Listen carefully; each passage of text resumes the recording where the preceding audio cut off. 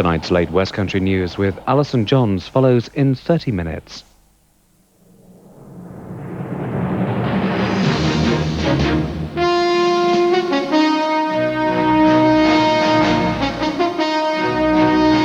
From ITN, News at 10 with Trevor McDonald.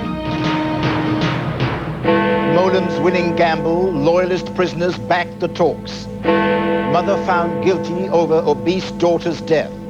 Bailing out in the latest balloon race fiasco. And why, despite the storms, spring's blooming earlier than ever. Good evening. Mo Molem's gamble of going to the Maze to talk directly to loyalist prisoners to try to save the peace process looks as if it's paid off. Before the visit of the Secretary of State, the terrorist prisoners had been holding out by insisting that their political representatives shouldn't join Monday's all-party talks. But after her visit, the prisoners changed their minds, and the talks are back on track for now. Ireland correspondent John Irvine reports. It was something the world's media had come to record. A British cabinet minister at the Maze prison to talk peace with gunmen and bombers. Mo Molem was with the terrorists for almost an hour before appearing in the prison gym. Here, the first thing she did was convey a message to the relatives of some of those murdered by the men held in the Maze. Can I say right at the start that I'd like to apologise to those who have taken offence at what I have done, and thank others of them for supporting me and phoning to give their support in terms of what I've done. These are the men she'd talked to, loyalist paramilitary leaders who see themselves as political prisoners. They're responsible for inflicting much of Ulster's past misery. Between them, they have convictions for directing terrorism, for murder and attempted murder. Their withdrawal of support for the peace process had put it under threat. But, as the Secretary of State explained later, she told them that if the political talks went well, prisoners could benefit. I used the words that I've just used to you in the talks process. I've said we're not going to make any progress. They're not going to get anything if we don't have a talks process. So I said talks is the only way forward. If we get confidence in the talks process, if we get progress in the weeks and months ahead, then in that context, a number of issues can be addressed. That specifically appears to have restored prisoner backing for the process. We have to take all of the events of the past week in context and in combination with each other, where we have arrived at a final point where a process in crisis has been saved by the decisions which have been taken today. This morning's prison visit by the Secretary of State was highly controversial, particularly for those who have suffered at the terrorists' hands. One of these women lost a son, the other a husband, and they think Mo Molem made a mistake. What I can't understand is that she's gone in to talk to both Republican and loyalist prisoners who are mostly in there for killing innocent victims, and she's letting them hold the country to ransom. Martin Bradley says Dr. Molem was courageous and correct. He has lost 3 of his family to loyalist terrorists. I think it's a very brave action that she's taken. I believe that you need to talk to people who are involved in violence to try to get them to stop. Whether the visit was brave or foolhardy, it was certainly risky, but it worked.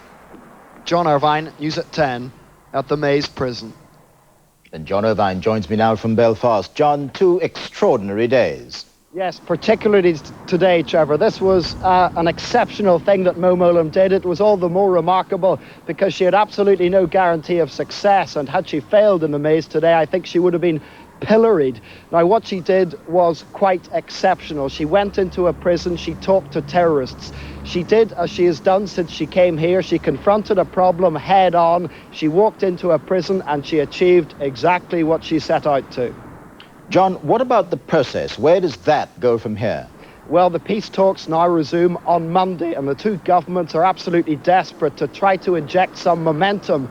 You'll have to remember these talks began in June 1996. Since then, they have limped along. They have achieved nothing really very tangible. It's emerging tonight that the two governments would like to bring the deadline for a settlement back from the end of May to mid-March. That's because in the last 2 weeks they've seen the damage that violent splinter groups can do when there is a political vacuum.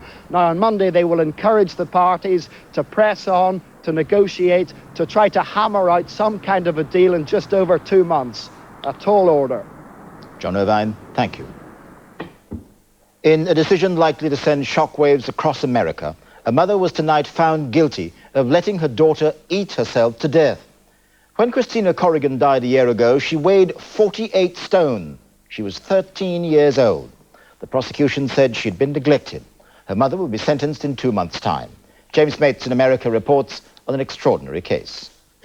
Christina Corrigan died at the age of 13, weighing 48 stone. Cause of death, morbid obesity.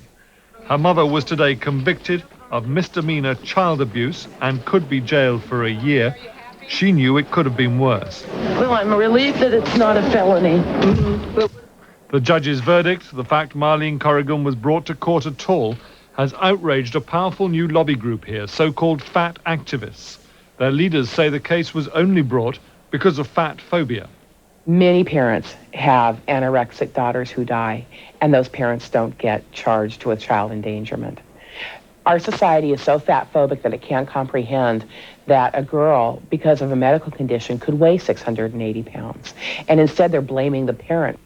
The Californian authorities say they brought the case not because an apparently normal baby ballooned during her short life, effectively eating herself to death.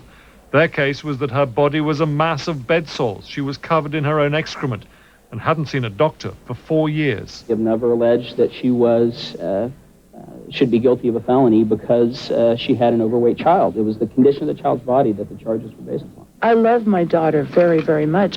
Marlene Corrigan will be sentenced next month. She and her daughter already seem poised to become the first martyrs to the cause of fat acceptance. With a third of adult Americans now classified as seriously overweight or obese, that cause is bound to grow. It's to the despair of doctors who insist ever more forlornly, it seems, that fat is not a cosmetic issue, it's a health issue. James Mates, News at 10 in the United States. The designer responsible for what goes on show inside the controversial Millennium Dome has unexpectedly resigned. Stephen Bailey handed in his notice after working on the project for 6 months. There have been suggestions of a disagreement about what the dome should contain. Mr. Bailey quit once before, but later withdrew his resignation. The Prime Minister clinched a deal in Japan today to bring 300 Toyota jobs to North Wales and slipped into slang to explain his government's commitment to long-lasting economic success. He said, "We intend to go the full Monty to put things on a secure footing." Our political editor, Michael Brunston, reports from Japan. Within 90 minutes of landing in Tokyo, where, as you can see, they've had quite a snowfall, Tony Blair was down to business, signing the big deal with Toyota, which means that extra jobs and extra Japanese investment will come to Britain. When Toyota announced last year that their new car plant would be going to northern France, there were immediate fears that Britain's reluctance to join the European single currency was the reason. But at today's ceremony here in Tokyo, the Toyota president, Mr. Hiroshi Okuda, said that EMU had absolutely nothing to do with this latest decision, which we can now see forms part of an overall European strategy. Because it turns out that the now-to-be-expanded Toyota factory in North Wales, which Mr. Blair himself visited last September, will now be supplying a new range of engines to that new Toyota factory in France. All of which meant that Mr. Blair could, with some confidence, make his pitch in the major speech of this tour, designed for British as well as Japanese ears, about the United Kingdom economy and the need to give it long-term stability. The government that I lead will not be deflected from this path by short-term considerations. We will take the difficult decisions necessary. When it comes to putting our economy on a secure footing for the long term, we intend to go, to use the vernacular, the full Monty. Now, events at home often follow prime ministers on their trips abroad. And in Tokyo tonight, allegations by Mrs. Margaret Cook, the estranged wife of the Foreign Secretary, that the Prime Minister, Mr. Blair, was not particularly sympathetic towards her over the breakup of her marriage have been denied. The Prime Minister's official spokesman, Alistair Campbell, has also denied that, in Mrs. Cook's words, he ended our marriage. Mr. Campbell says he merely advised Mr. Cook on how things should be handled. Michael Brunson, News at 10, Tokyo. As Michael Brunson said, the government's hoping that those denials will be the end of the matter. But it's likely to continue this weekend when a television interview with Mrs. Cook is broadcast and another interview with her is serialized in a newspaper. Here's our political correspondent Hugh Pym. Margaret Cook has spoken out in newspaper and television interviews to be released this weekend. She talks at length about the pressures of being the wife of a politician. Just to be one of the crowd doing all these things that women do is often perfectly satisfactory to women, whereas it's not the same with men, really, especially in, the sort of jobs that demand individuality, like being an MP. Robin Cook left his wife because of his relationship with his secretary, Gaynor Regan, seen here at the last Labour conference. Mrs. Cook alleged the Prime Minister failed to express regret and that his press spokesman effectively forced the Foreign Secretary to end the marriage. That claim denied by Mr. Blair's spokesman. Mrs. Cook told her story to Linda McDougall, herself the wife of an MP, in interviews for a book, TV and a newspaper. I think that she was clear that that she was aware that he had been having relationships for some considerable time, and that she was pleased and excited because she believed now that he was Foreign Secretary that was all over. Robin Cook was not available for comment. A spokesman said he was getting on with his busy job as Foreign Secretary and building a new private life.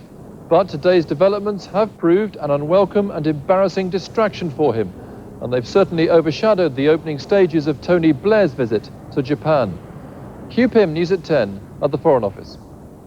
Still ahead on News at 10 tonight, a lucky escape as another world balloon attempt ends in fiasco. How this man survived to tell the tale. Preparing for the big match, Newcastle ordered to play at Stevenage. The book that's got them all talking, what does it say about women of the 90s? And blooming early, the winter heat wave that's breaking new records. Well, it was a great shock 'cause it's only the first week in January. We got things like the cherry that are normally 2 or 3 months further behind.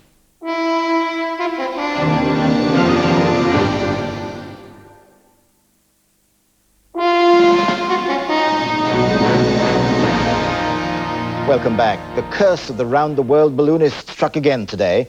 2 Americans on board the global Hilton balloon parachuted out less than 2 hours and 100 miles after takeoff in New Mexico. The problem? A tear in the balloon. It means Richard Branson's second attempt of the winter could be next. ITN's Andrew Simmons reports. Hopefully around the world. And there it is. We have liftoff of the global Hilton balloon. The latest takeoff in the quest for what's called one of aviation's last frontiers was to end within 100 miles. In a dramatic fashion, suddenly one of the pilots bailed out. They just jumped. You can see the parachute just open. There was a rip in the balloon and a helium leak. Within seconds, the other pilot also made the jump, taking a free-fall skydive. Both survived their parachute jumps, one with a broken hip. There were questions about where the balloon would end up and whether they really needed to bail out. And for this balloonist, an ex-military pilot, there was a painful brush with a cactus plant. Ejected once in Vietnam, and I ejected another time in England. One was in the water and one was in the trees, and now I get to land in a cactus. Balloon calamity has already struck Richard Branson. American Kevin Uliassi failed within hours of taking off. Steve Fossett's attempt ended on Monday in Russia with equipment failure, and yesterday, a Swiss attempt went wrong. But even with the latest letdown, the ill-fated Great Balloon Race is still on. Richard Branson's new balloon should be ready next week. Andrew Simmons, News at 10. The site of an old brewery in Edinburgh was confirmed today as the location for the new Scottish Parliament. But no sooner had the announcement been made than an argument began about the choice. Our Scotland political correspondent Harry Smith reports. Right, here we are. Unveiling his controversial choice, the Scottish Secretary tried to close one of the most heated debates in Scotland since the referendum. It wasn't just a question of where the new Parliament should be, but what symbolic significance each site would give. The winner is an old brewery, but it won because of its location next to the Queen's official Scottish residence, Holyrood House, and the fact that the building can be easily demolished to make way for a new state-of-the-art Parliament. I'm convinced that when future generations look back to the decision that we have made today, they will applaud the choice and the opportunity to create a new symbol for Scottish democracy in the heart of Scotland's capital. But by rejecting one of the rival sites, Carlton Hill, Mr. Dewar upset many who see this as the spiritual home of devolution. Well, it's a bad decision made for apparently bad reasons. We had the opportunity to develop in Edinburgh, the capital of Scotland, a parliamentary quarter almost unrivaled in Europe.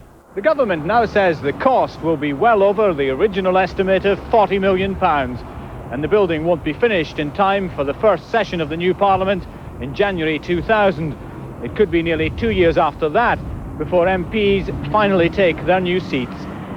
Harry Smith, News at 10, Edinburgh. The Department of Health has said that women should not use the Persona contraceptive device if they're not prepared to run some risk of becoming pregnant.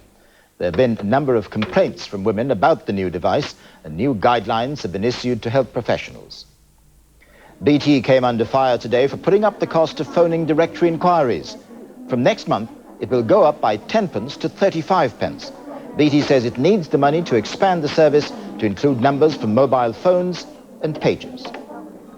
And share prices plunged on Wall Street today because of fears that the economic crisis in Asian countries would have a knock-on effect there.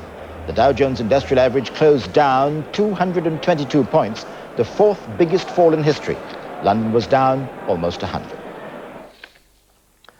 Tonight's special report is about a publishing phenomenon. This week, and for the last 27, Bridget Jones's Diary has topped the bestsellers list. It's about the everyday thoughts and struggles of a fictional single woman aged 30-something. And it struck such a chord with women and with men that it became best-selling fiction of 1997. Joe Andrews spoke to Bridget's creator and to her fans to try to understand her appeal. Bridget Jones's Diary is so successful it now outsells the Highway Code. It's become a modern map for millions of independent women who, like Bridget Jones, want to give up smoking, lose weight and find a decent man. I'm a child of cosmopolitan culture, have been traumatised by supermodels and too many quizzes, and know that neither my personality nor my body is up to it if left to its own devices. I'm no good at anything. Not men, not social skills, not work, nothing. In 6 months, the diary has sold nearly 700,000 copies, more than a Jilly Cooper or a Jeffrey Archer. It's a total phenomenon. Women all over Britain have just been sort of like trying to get hold of this book.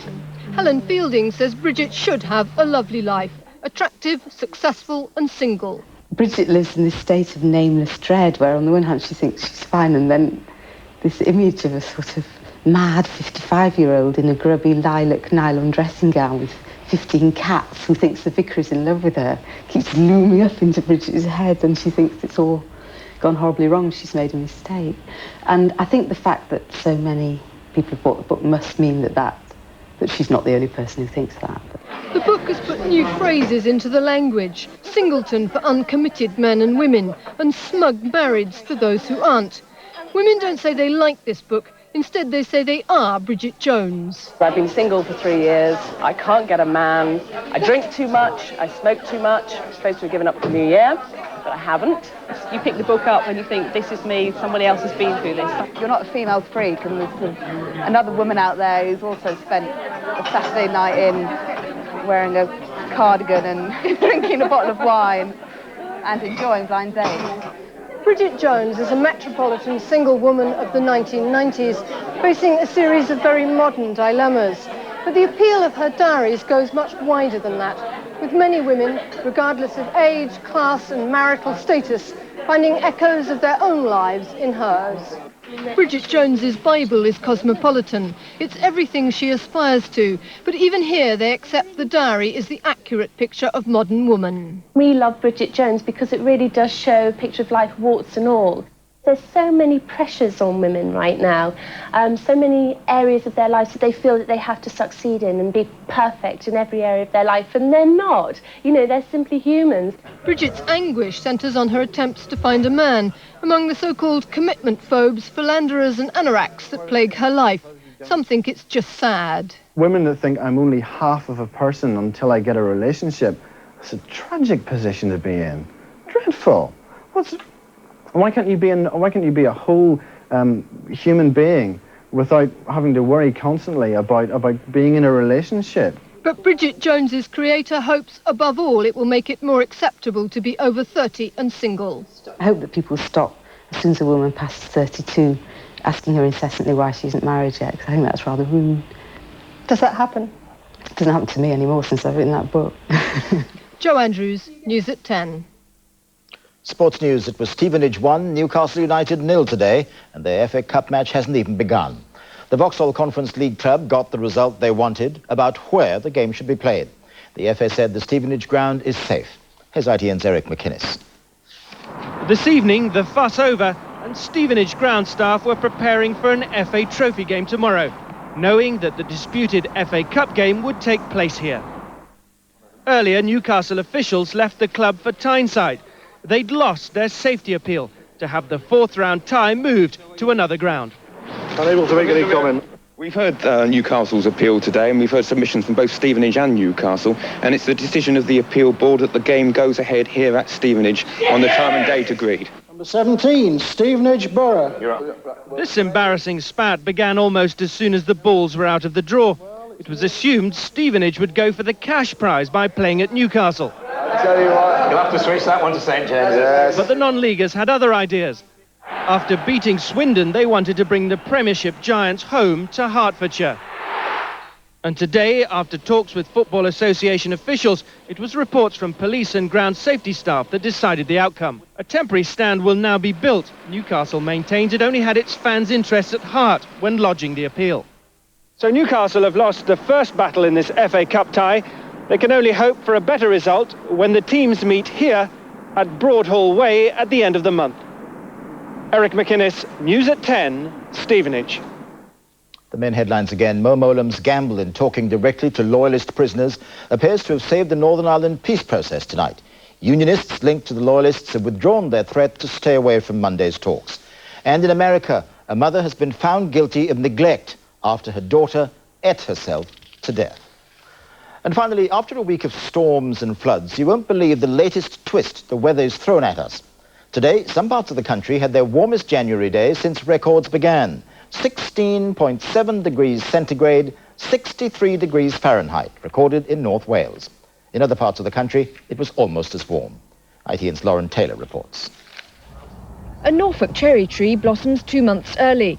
The spring feeling even brings Manchester pavement cafes to life.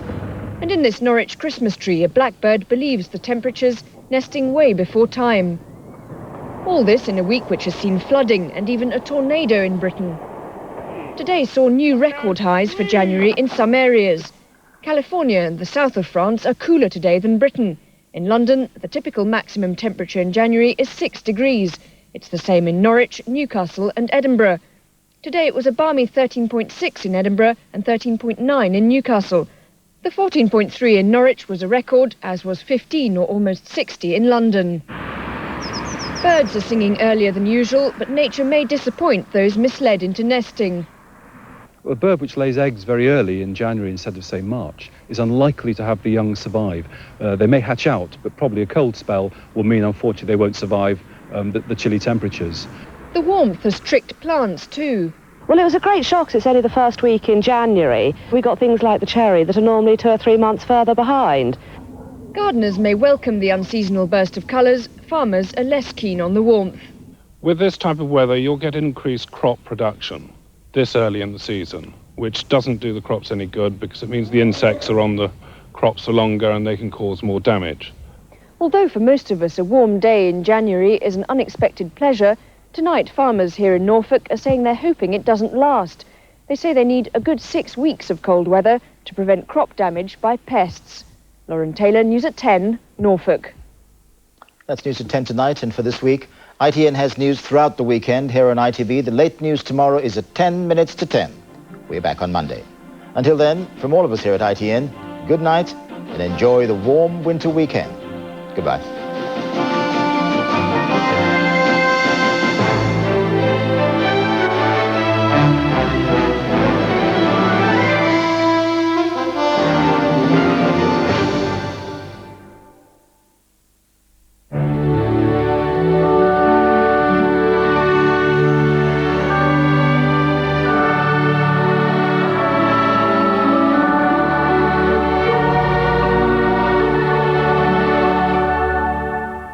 evening. Milder than Malaga today. Yes, we broke some records and we could well break a few more during the course of tomorrow. Temperatures in the mid-teens, comparing very favourably with many other European destinations, even down in the Mediterranean. Clear skies, so plenty of sunshine, but a ribbon of cloud around the northern and western periphery gave a deluge of rain in the far northwest of Scotland. The culprit, a cold weather front, which over the next 12 hours or so will edge its way southwards and eastwards, grind to a halt, give up and move back northwards again as the mild air pushes up from the south to a fine and very mild outlook for the next day or two. And temperatures tonight no lower than 7 or 8 Celsius anywhere. Some clear spells, especially in the south and the east, but more in the way of cloud further northwest, with outbreaks of rain staggering their way across Northern Ireland and the southern parts of Scotland. Always the most heavy bursts on the western upslopes. Very windy up there as well. So that's the situation first thing tomorrow morning. A lot of cloud across Scotland and Northern Ireland with further outbreaks of rain, especially in the west. But drier and brighter across the border. Many parts of England and Wales having had a fine day. That's the way it'll stay throughout much of the day. And if anything, the drier and brighter conditions will edge their way northwards. So parts of Northern Ireland and southern parts of Scotland could well brighten up later on in the day. Temperature-wise, well, every bit as mild as it was today, so well into the mid-teens, 15, possibly 16 Celsius in some places. Quite breezy, though, especially around the western peripheries. And on Sunday, dry, bright and mild again for many eastern parts of the country. Dry in the west at first, but outbreaks of rain beginning to push in off the Atlantic, turning very windy in the west as well. That's it from me. I wish you a very good night and leave you with tomorrow's summary. Good night. Power Gen, generating electricity whatever the weather.